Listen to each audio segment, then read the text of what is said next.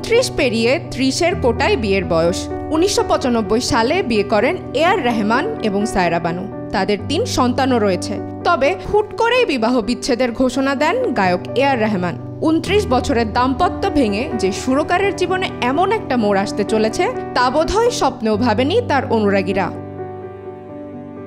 তাহলে কি পরকীয়ার কারণেই দীর্ঘ 29 বছরের দাম্পত্যে ইতি টানলেন এআর রহমান? হ্যাঁ, এমন গুঞ্জনই চলছে এখন সঙ্গীত মহলে।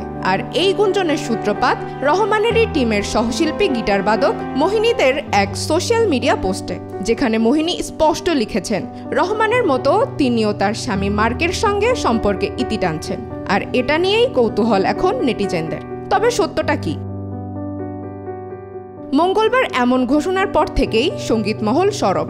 তবে এই দম্পতি জানিয়েছেন মানসিক চাপ তাদের বিচ্ছেদের অন্যতম কারণ। রহমানও লেখেন, এমন যে হবে তা কখনো ভাবিনি। এদিকে ডিভোর্সের খবর সামনে আসার পর থেকে চর্চায় আরও একটি বিষয় উঠে আসছে। রহমানের 2000 কোটি টাকার সম্পত্তি থেকে কত পাবেন সায়রা বানু? তবে সায়রার আইনজীবী স্পষ্ট করেছেন যে আর্থিক লেনদেন নিয়ে এখনো কোনো কথা হয়নি। এই বিবাহ বিচ্ছেদের সঙ্গে মোহিনীর কোনো সংযোগ আছে কিনা প্রশ্ন করা হলে জবাব আসে, কোনো সংযোগ নেই। সায়রা এবং মিস্টার রহমান নিজেরাই এই সিদ্ধান্ত নিয়েছেন।